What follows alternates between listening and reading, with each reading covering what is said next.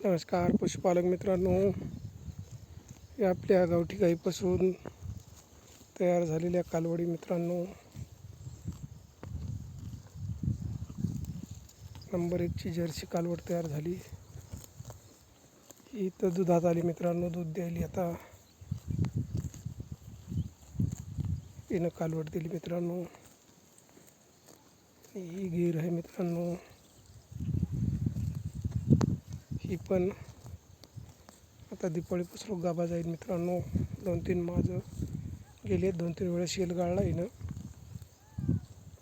जाऊ दिलेत माझ. आता दिपाळीच्या तशात किंवा भरवा येते, जरा लवकर बी भरवा येते मित्रांनो, पण जरा उद्या ठोकर म्हटलं.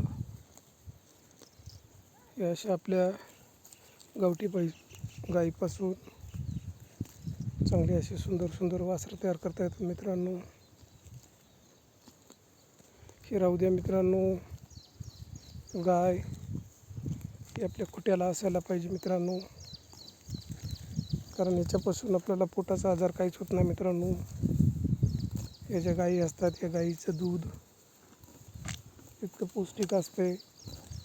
त्याच्यापासून दही मिळतंय, लोणी मिळतंय, तूप मिळतंय, ताक मिळतंय मित्रांनो. याच्यापासून दही आणि ताक जर आपण सेवन केलं रेग्युलरमध्ये, तर मित्रांनो आपली पचनक्रिया ही चांगली मजबूत नंबर 1 ची राहते. आजकाल जास्त मित्रांनो हे बाहेरचं खाल्ल्यामुळं वेपर किंवा मिलावटी दूध खाल्ल्यानं यानं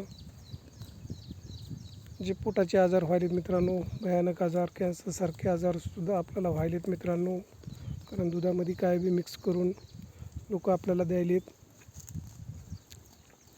त्याच्यापेक्षा आपल्याकडं काही असे चांगले जनावरं तयार करून आपण त्याच्यापासून दूध शुद्ध आणि ताजं चांगलं घेतलं तर आपलं पचनक्रिया चांगली राहील मित्रांनो.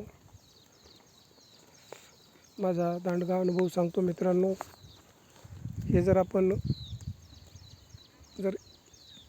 जनावरं सांभाळून जर घरच्या घरी जर दूध तयार करून जर खाल्लं, तर मुळ्याद नावाचा प्रकार कधीच होणार नाही मित्रांनो. याचं ताक तुम्ही रोज 1 ग्लास किंवा 2 ग्लास आपल्या कॅपॅसिटीनुसार जर घेतलं, ते काय हानिकारक नाही, काही नाही मित्रांनो. 1 गिलास प्या, 2 गिलास प्या किंवा 4 गिलास प्या, त्याचे काही दुष्परिणाम नाही. पण माझा दांडगा अनुभव आहे मित्रांनो, मुळ्याद नावाचा आजार आपल्याला कधीच होणार नाही.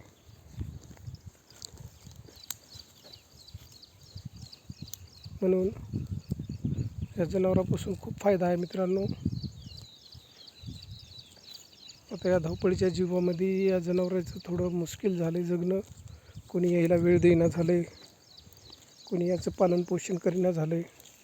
पण मित्रांनो, जग किती बदललं तरी बी जोपर्यंत मानवसृष्टी आहे तोपर्यंत आपलं दूध लागणार आहे मित्रांनो.